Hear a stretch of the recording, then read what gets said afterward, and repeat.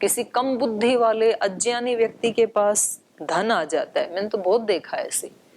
जैसे कहीं रोड बन रहे हैं, कहीं नहर बन रही है, तो जिनकी जमीन आ जाती है उसमें, रोड में आ गई किसी की नहर में आ गई, तो उनको फिर लाखों रुपए मिलते हैं उस जमीन के बदले में।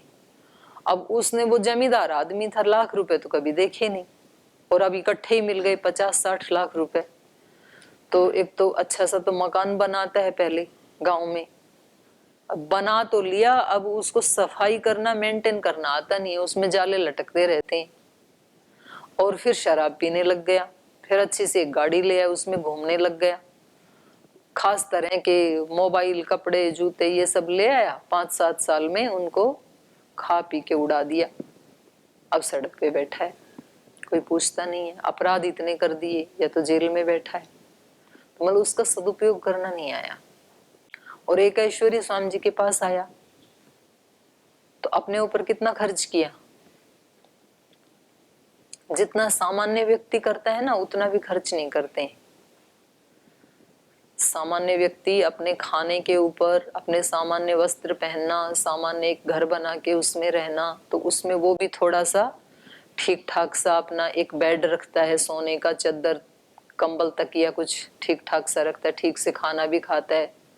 हमारा जी इतना ज्यादा खाते हैं, वो भी लौकी की सब्जी, एक गिलास दूध, चप्पल जूते, कोई खर्चा नहीं, खड़ाऊ कई साल चलती हैं। कपड़े वो भी खरीदते नहीं है, दूसरे ही दे देते हैं गिफ्ट, और वो भी इतने ज्यादा मिल जाती हैं कि अब तो सन्यासियों को बट जाते हैं। पहले तो बचते थे, भाई उसका करें क्या, लाल कपड़े का। तो अपने ऊपर सोने के लिए एक चटाई बहुत है, या एक मोटा सा मैट, उसी पे सोते हैं स्वामी जी। तो और कोई शौक है नहीं, तो सारा का सारा किस में लगाया फिर लोगों ने जो दिया, तो सेवा में लगाया। तो एक सन्यासी ने सन्यासी बनकर के करोड़ों लोगों के जीवन में खुशियां लाई। तो ये है सन्यासी होना। कि कितने लोगों के जीवन में हम सुख ला सकते हैं, खुशियां ला सकते हैं, कितने अंधेरे घरों में, अंधेरी झोपड़ियों में हम दिए जला सकते हैं कि वो भी खुशी से अपने जीवन को यापन कर सकें। उनको ऐसी एक दिशा दे दी, उनको आर्थिक दृष्टि से भी ऐसी दिशा दे दी। कितने किसानों से रॉ मटेरियल लेता है पतंजलि, किसी से आंवला लेता है, किसी से एलोवेरा लेता है, किसी से और दूसरी तीसरी जड़ी बूटियां लेता है। उनको कोई तो उगाते ही है ना, जितनी भी औषधियां यहाँ बनती हैं तो वो जमीन में तो उगाई जाती हैं, कोई आकाश से तो टपकती नहीं है।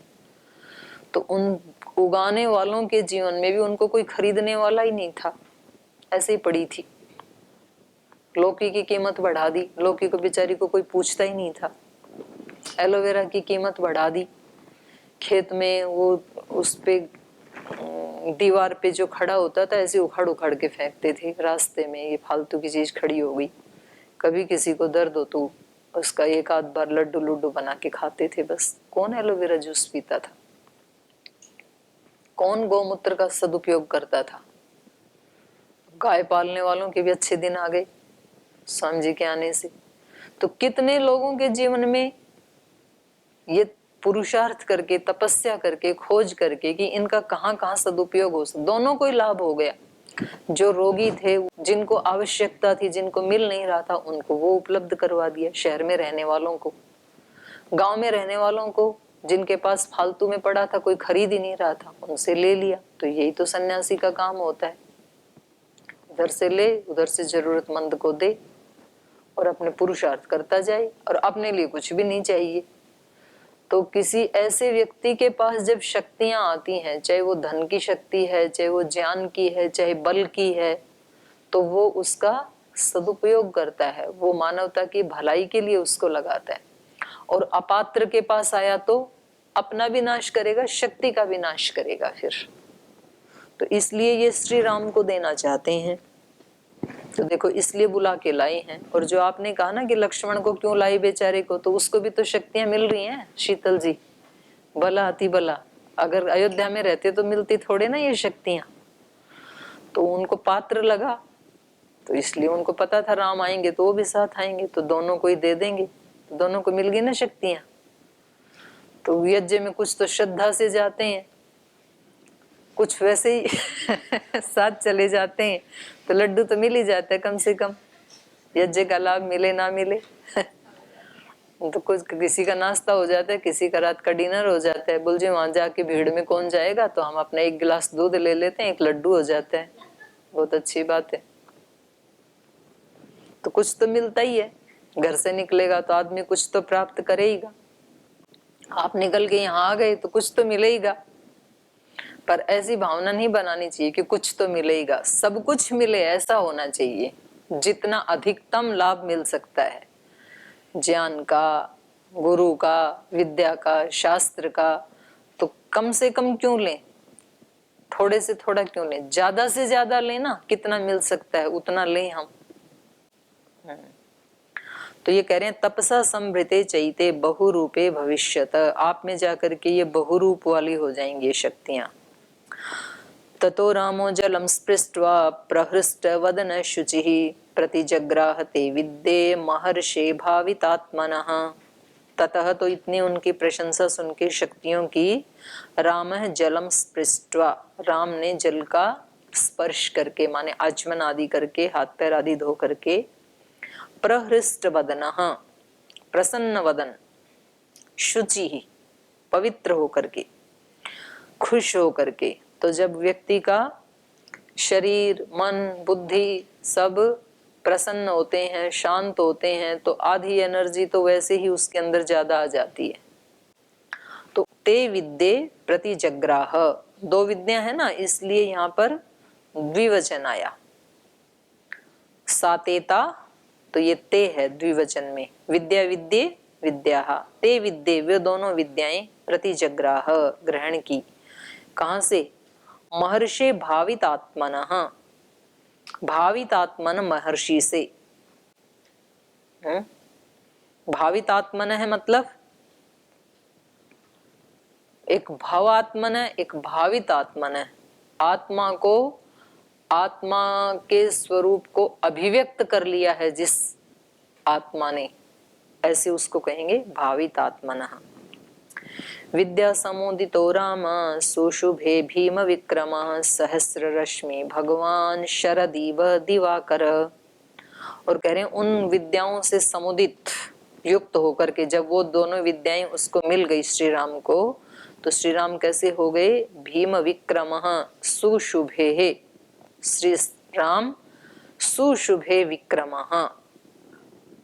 और वो ऐसे दिख रहा था, उनका विक्रम विशेष पराक्रम वाले हो गए, उनका पराक्रम ऐसे दिख रहा था, सहस्र रश्मि भगवान शरदीव, जैसे शरतकालीन जो सूर्य होता है, हजारों रश्मियों वाला दिवाकर जो सूर्य होता है, वैसे वो लग रहे थे। शरतकालीन क्यों लिया, रश्मियां तो उतनी ही होती हैं, पर क्योंकि इन्वायरमेंट में थोड़ी वो हवा में वो होती है ना नमी, तो वो ज्यादा कष्ट नहीं देती हैं, बल्कि सुहाती हैं। वो रश्मियां सूर्य की ज्यादा तीखी नहीं लगती हैं, तो उनका जो पराक्रम है वो सबको सुहाता है, अच्छा लगता है, तीखा नहीं लगता है किसी को भी। तो वो ऐसे हो गए सहस्र रश्मि वाले शरदीव दिवाकर, शरतकालीन सूर्य की हजारों रश्मियों वाले शरतकालीन सूर्य जैसे लग रहे थे। तो सर्दी में सूर्य बहुत प्रिय लगता है, तो श्री भगवान के अंदर जो पराक्रम है, जो गुण है, वो सबको प्रिय लगते हैं। क्यों, क्योंकि वो अहंकार नहीं करते हैं अपने गुणों का, क्योंकि वो सेवा में लगाते हैं अपने सामर्थ्य को। किस व्यक्ति का पराक्रम और गुण चुभने लगते हैं दूसरों को, जो उनको उनका दुरुपयोग करता है।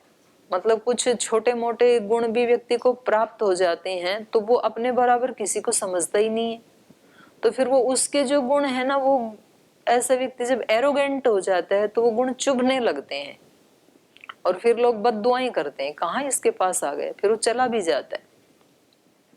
तो श्री राम के पास शक्तियां आई तो ये शीतल हैं, सुहा रही हैं दूसरों को, क्योंकि वो गंभीर हैं, वो पता भी नहीं लगने देते हैं कि मेरे पास इतनी शक्तियां हैं। तो उनकी शक्तियां फिर सुहाती हैं। जैसे श्रद्धेय स्वामी जी महाराज के पास महाराज जी कभी एहसास भी नहीं होने देते हैं किसी को।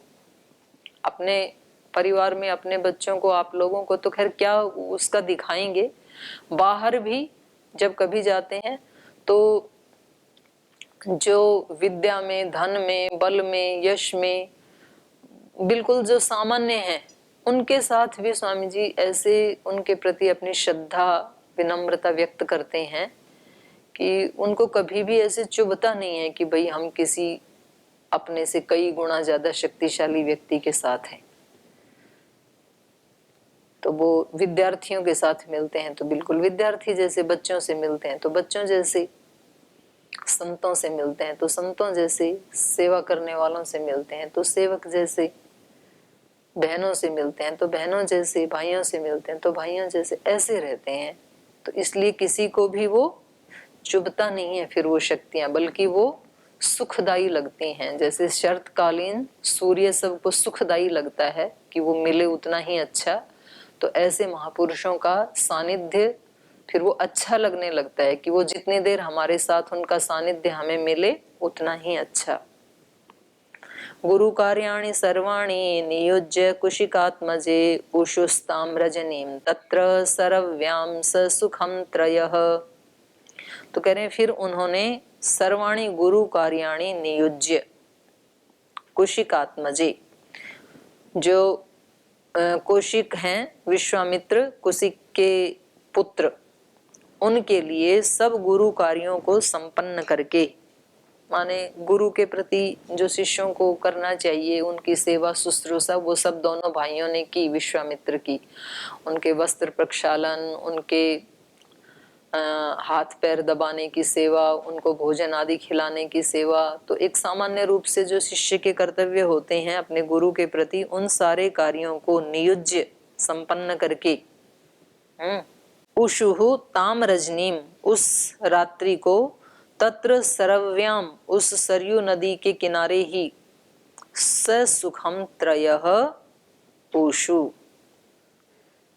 बसे, वस निवासी है ना, वस निवासी से ऊषु हो गया तो संप्रसारण होकर के, उस रात्रि को तीनों बड़े आनंद पूर्वक सरयू के किनारे ही उन्होंने विश्राम किया। अगर ये नखरे नहीं दिखाए कि जी हम तो राजमहलों से आए हैं, यहाँ कैसे नदी के तट पे सोएंगे, तो कोई उसकी व्यवस्था करो पहले, बेड आदि की, गद्दे की, चद्दर की, सो गए अपने गुरु के साथ। और अपने गुरु के गुरु कार्यों को नियुज्य संपन्न करके सोए। ये तो बड़ी बात होती है ना कि भाई ये तो राजकुमार हैं, राजघराने से आए हैं, इतने बड़े चक्रवर्ती सम्राट के पुत्र हैं, तो कहे हमने तो कभी सीखा ही नहीं कि गुरुओं की, वो तो परंपरा से ही सीखा, क्योंकि महर्षि वशिष्ठ जैसे ऋषि जिनके कुल गुरु हैं तो उनको तो लोरियों में सिखा दिए जाते हैं ये आचरण व्यवहार। व्यक्ति बड़ा कब बनता है, अपने आप को छोटा बना के व्यक्ति बड़ा बनता है, और अपने आप को बड़ा बना के व्यक्ति छोटा बनता है। जो अपना बड़प्पन दिखाता है ना, वो व्यक्ति अपने आप को छोटा बना लेता है, और जो व्यक्ति अपने आप को छोटा दिखाता है, किसी में तो कुछ हो ही नहीं, वो अपने आप को बड़ा बना लेता है।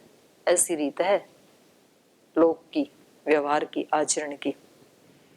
तो ये इनको मिली हुई है, इसलिए सब कार्यों को करके और बड़े प्रसन्न हैं, जंगल में भी प्रसन्न हैं, विश्वामित्र जी के साथ आ गए, बिल्कुल प्रसन्न हैं, आराम से अपने वहीं जंगल में मंगल करके नदी के किनारे सो गए आराम से। आपको तो कभी लेके जाएं गंगा किनारे तो कई सारे तो वापस ही भाग आएंगे, जी हम तो पतंजलि में रहते हैं, ऐसे कंबल ओढ़ के सोते हैं, हम तो 2-2 कंबल चाहिए, 3-3 चाहिए, तो कुछ को तो नींद ही नहीं आएगी फिर।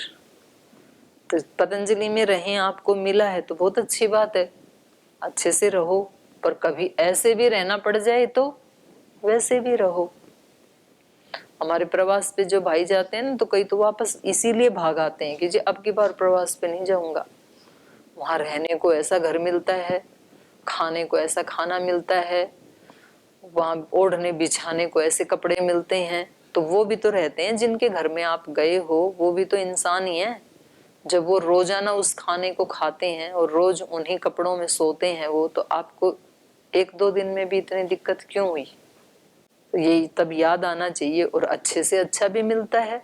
अभी तो संगठन इतना आगे चला गया कि अभी तो ज्यादातर 99% जब कोई यहाँ से जाता है तो वो बेचारे अच्छे से ही व्यवस्था करते हैं, क्योंकि संगठन का इतना विस्तार हो गया।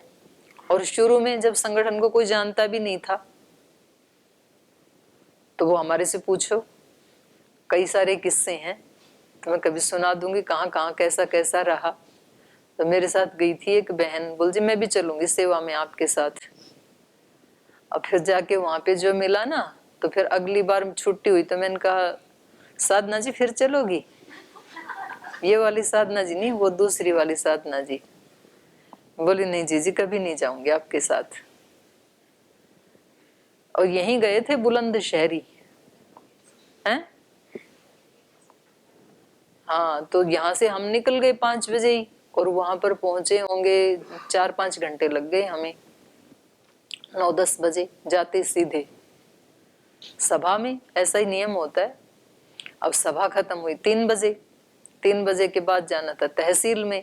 तो एक माता जी के घर में हमें लेके गए, वो बोल जी कुछ भोजन आदि की व्यवस्था माता जी के वहां रखी है। मैंने कहा ठीक है। 3 तो वैसे बज गए बोल बोल के, मीटिंग में भी बोलना पड़ा 3-4 घंटे। फिर वहां गए तो वो माता जी साधना जी से पूछने लगी, बोली बेटा क्या खाते हो तुम, खाने के लिए क्या बनाऊं? अरे बोली माता अभी बनाया भी नहीं, हम तो भूखे मर रहे हैं। सुबह 5 बजे से निकले, 4 बजे से उठे हुए हैं। तो बोले आप ये बताओ आपके पास है क्या क्या? वो मेरे पास आके साधना जी बोल जी दी इन्होंने तो कुछ भी नहीं बना रखा है। मैंने कहा ऐसा है, अब इनको ज्यादा कुछ सुनाओ मत, ये बेचारे इस चक्कर में रहे कि भाई जो खाएंगे वो बना देंगे। तो आप ये देखो इनके रसोई में है क्या क्या। तो बोल जी एक लौकी रखी है, शायद कह के ही लाए होंगे। तो मैंने कहा ऐसा करो आप दाल चावल लौकी सबको कुकर में डाल के उबाल लो, खिचड़ी बन जाएगी, फटाफट खा लेंगे। तो बोले माता जी मेरे को दो मैं बनाती हूँ। उसने बनाई खैर खिचड़ी। खिचड़ी तो खा ली हमने, भूखे वैसे थे, बड़ी अमृत जैसी लगी, देव दुर्लभ भोजन। वैसे भी हमें तो अच्छा लगता है खिचड़ी दलिया, वर्षों खा सकती हूँ मैं तो, कोई दिक्कत एक बार भी याद नहीं आएगी मुझे किसी दूसरे भोजन की। और हमने खा भी रखा है। हमारे गुरुजी ने व्याकरण पढ़ाते समय लगातार 1 वर्ष खिचड़ी खिलाई, रोज खिचड़ी, और वो भी एक टाइम, केवल दोपहर दोपहर में, सुबह शाम थोड़ा दूध मिलता था गाय का 1 गिलास। ऐसे पढ़ा व्याकरण हमने, ऐसे नहीं पढ़ा आपकी तरह। और कोई हमारे पास वॉशरूम नहीं था, टॉयलेट नहीं थी, जंगल में जाते थे सुबह 3 बजे उठ के। तो गुरुजी से पूछ लो, गुरुजी तो हैं तुम्हारे पास। और अंधेरा होता था वहां, जंगल में था गुरुकुल शांति धाम।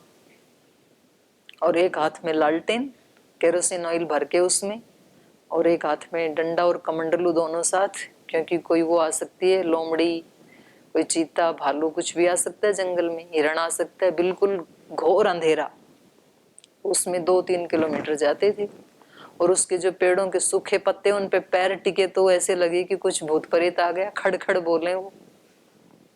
और उठते ही अयुण रेली के ओंगयच, टॉयलेट जाना टॉयलेट आना, इतने में सारी अष्टाध्यायी का पारायण करना।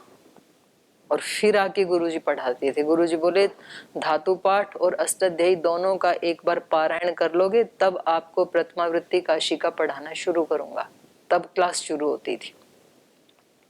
फिर क्लास एक बार 7:30-8 बजे शुरू हुई तो 1 बजे छोड़ते थे। फिर यज्ञ करते थे 7 बजे 7:30 तक। फिर 5 मिनट में 1 गिलास दूध पिया और फिर क्लास शुरू हुई 7:30-8 बजे। फिर 1 बजे छोड़ते थे। और क्लास के बीच में एक बहन जी उठ के, बीच में दीक्षा बहन जी थी, वो कुकर पे सिम करके वो रखाती थी, दाल चावल छोला राजमा गाजर लौकी जो भी उपलब्ध है सब उसी में डाल दिया। और फिर 1 बजे जाके उसको खोल के खा लेते थे खिचड़ी, बस उतना ही खाना था हमारा। और उस समय खिचड़ी भी खानी है 1 घंटे के अवकाश में, क्योंकि 2 बजे फिर आगे क्लास शुरू होके फिर शाम को 7 बजे तक चलेगी, जब तक अंधेरा ना हो जाए। वो जंगल था, लाइट थी नहीं वहां पे उस समय, अब तो आ गई हैं। तब लालटेन थी तो लालटेन की उसमें तो नहीं पढ़ाते थे, गुरुजी की कृपा है, नहीं तो लालटेन भी जला के पढ़ाएं तो क्या करें। उसी समय अपने एक जोड़ी वस्त्र होते थे उनको पानी में से ऐसे खंगाल के डाल दिया बस दोपहर में। सुबह टाइम नहीं मिले तो सुबह निकाल देते, कभी बाल काट दिए थे इनका जैसा, प्रशांत देव जी जैसा सब मुंडन ना तेल लगाना, ना कंघी करना, ना शीशा देखना, सारा झंझट खत्म। बाल होंगे तो कई काम करने पड़ेंगे। ऐसी विद्या पढ़ी वो एक ही खिचड़ी खाते खाते। होली हो, दिवाली हो, कोई त्योहार हो तो कोई चेंज नहीं होता था, लेकिन आनंद बहुत आता था उसमें। तो वो खिचड़ी खा के फिर अगली तहसील में जाना था। तो अगली तहसील में गए तो बताया उन्होंने, बोल जी शिविर तो सुबह है और अभी आपका जो रात को विश्राम की जगह वो दिखा देता हूँ। तो जहाँ गैरेज थी ना, जहाँ ये बस गाड़ी ठीक की जाती हैं, तो वहाँ एक कमरा था, वो शायद कोई लेबर रहता होगा वहाँ पे। एक तकत और उस पे इतने सड़ी दरी, मतलब ये तो 1000 गुना अच्छा मैट है ये तो। ये तो बड़ा साफ है नीचे वाला, वो एकदम काला, फटी सी उसके ऊपर चद्दर और ऊपर एक पंखा। तो उसकी एक पंखुड़ी तो बिल्कुल ऐसे अलग हो रखी और दो ठीक वो खड़क खड़क, वो चले तो लगे गिर ही जाएगा अभी। और इतनी गर्मी की मौसम था तब, वो और ज्यादा जलन पैदा करे। और उधर से पेट्रोल डीजल की बदबू आई। तो वो साधना जी बोली, दीदी यहाँ रहना है? मैंने कहा हाँ यहीं रहना है बिल्कुल, इसको ही आप महल समझ के रहो रात को उसी में रहे तो क्या करेंगे और कहाँ जाएंगे। तो मैं तो जब जाती हूँ ना तो मैं अपनी साड़ी को डबल करके उसको बिछा लेती थी। अब तो खैर ऐसा नहीं होता, अब तो अच्छे उसमें रखते हैं। बस संगठन को जब खड़ा किया तो लोगों को तो पता ही नहीं ना, हमने तो खुद घर घर में जाके प्रचार किया संगठन के काम के लिए जब गए। अब किसको बताएं हम कि भाई यहाँ पर योग से जुड़ो, समिति बनाओ, किसको बताएं, वहां कोई है थोड़ी ना। तो खुद घर घर में गई कि हरिद्वार से ना कुछ आचार्य आए हैं, तो आज आपके यहाँ सत्संग होगा मंदिर के ऊपर, तो आप आना शाम को 4 बजे। ऐसे घर घर में जाके 2-4 बच्चों को साथ ले लिया जो फालतू होते हैं, खेलते रहते हैं, ऐसे ही कुछ पढ़ते पुढ़ते नहीं है, उनको साथ लेके घर घर में जाके ऐसे बोल के आ गए। तो उनमें से कुछ 50% आ गए जिन्होंने विश्वास किया।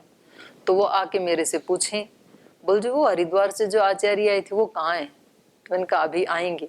अब मैं तो क्या कहूँ कि मैं ही हूँ तो बाद में 1-2 को जो जानते थे उनको बता दिया था।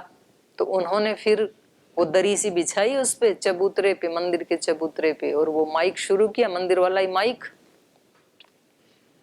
तो बोले ऐसे ऐसे जो है ये दीदी हमारे बीच में आई हैं, उन्होंने परिचय। बोले ये आचार्य, ये तो हमारे घर में आई थी दोपहर। तो बोले क्या हुआ? फिर उनको सुनाया, आप कहो तो आपके यहाँ 3 दिन हम योग भी सिखाएं, दवाई भी बताएंगे आपको, एक्यूप्रेशर भी करेंगे। तो फिर अगले दिन उनको मतलब वो भाषण अच्छा लगा, 1 घंटा जो दिया। तो अगले दिन फिर आ गए 40-50, उनकी थोड़ी सेवा की, योग भी सिखाया, आहार भी बताया, एक्यूप्रेशर भी किया, दवाइयां भी बताई, कुछ लेके भी गए छोटे मोटे चूर्ण आदि अपने साथ। तो अगले दिन 100 आए, उससे अगले दिन 200 आए, फिर वहां पे बना दी एक समिति। तो ऐसे होती है सेवा तो। और नहीं तो फिर बोल जी ऐसे हम नहीं जाएंगे प्रवास पे। हमने तो सोचा था कि मतलब ऐसे वहां मंच सजा मिलेगा जैसे महाराज जी के लिए यहाँ मिलता है, और इधर संगीतकार बैठे होंगे और उधर जाके जैसे यहाँ महाराज जी समझाते हैं हम भी समझा देंगे और कुछ दंड बैठक लगवा देंगे। तब तो 30-40 आएंगे आपके पास। वो तो आपको महाराज जी ने तो यहाँ आने के लिए खुद पुरुषार्थ किया है, और मैंने अपनी आंखों से देखा है। मैं तो तब एमए करती थी, मैं तो पढ़ती थी उस समय में, 97 की बात है ये, दिव्य योग मंदिर में ही रह के। और महाराज जी सिखाते थे, 10 लोग आते थे बस, और उसके लिए महाराज जी खुद दरी बिछाते थे। और उनकी जो जड़ी बूटी से जो सेवा करनी है वो आचार्य जी खुद करते थे, घिस करके खरल में। तो वहां से शुरुआत हुई इसकी। तो राम लक्ष्मण कैसे सोए? अपने गुरु की सेवा शुश्रूषा करके, अपने गुरु कार्यों को निपटा करके आनंद से तीनों उस रात्रि सरयू के किनारे सो गई। ताम रजनीम तत्र सरव्याम स सुखम त्रय, स सुखम सुख पूर्वक सोई, कोई टेंशन नहीं है। दशरथ नृप सोनू सप्तमाभ्याम, दशरथ नृप के राजा के जो सोनू, सोनू मतलब पुत्र, सोनू से बिगड़ के बच्चों के नाम सोनू रख देते हैं कुछ कुछ लोग, सोनू मोनू, तो सोनू होता है, सोनू मतलब पुत्र। दशरथ नृप सोनू सत्तात्मा, तो ये दोनों जो राजा दशरथ के पुत्र हैं, सत्तात्मा पवित्र आत्मा। तृण शयने अनुचिते तद दोषिताभ्याम, तृण की शैया पर सोए, जो उनके लिए तो अनुचित है, उनके लिए उचित क्या है राजकुमारों के लिए, मखमल के गद्दे, और ये सोए तृण के ऊपर, यद्यपि वो उनके अनुरूप नहीं थी तो भी वो वहां आराम से सोए। कुशिक सुत वचो अनुलालिताभ्याम, ये कौशिक के वचनों का पालन करते हुए, विश्वामित्र के वचनों का पालन करते हुए, सुखम इव सा विभावरी बिबभौ, तो उनके लिए वो विभावरी, विभावरी माने रात्रि, वो रात्रि बिबभौ सुखमेव, बड़ी सुखदायी हो गई, बड़े आराम से सोई। तो आदमी ज्यादा दुखी तो मन से होता है, मन से ऐसा सोच ले कि हम राजा के बेटे हैं, यहाँ कैसे सोएंगे, तो फिर तो परेशान होंगे। और मन से ये सोच ले कि इसका भी आनंद है, अपने जंगल का भी। अगर ऐसा नहीं सोचते तो 14 साल में तो जब श्री राम वापस आते तो उनको हाई बीपी, डायबिटीज, मोटा, कई रोग हुए मिलते इतने दिन में, तो टेंशन ले ले करके, लेकिन जैसे गए थे वैसे ही आए, कोई रोग नहीं मिला उनको। तो आदमी टेंशन लेके भी कई रोग पैदा कर लेता है। तो इसको आज यहीं समाप्त करते हैं। 22 नंबर सर्ग को, द्वाविंश सर्गः अत्र समाप्यते, त्रयोविंशः श्वः पठिष्यामि।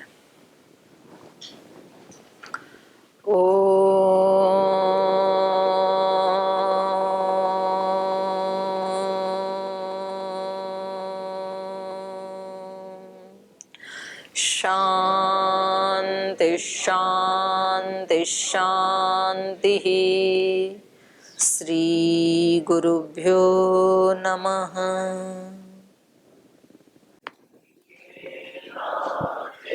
से सब नाते उससे सभी सुहाते, हरि के नाते से सब नाते इससे सभी सुहाते। किससे बैर करेंगे प्यारे, विविध रूप धर आते। किससे बैर करेंगे प्यारे, विविध रूप धर आते।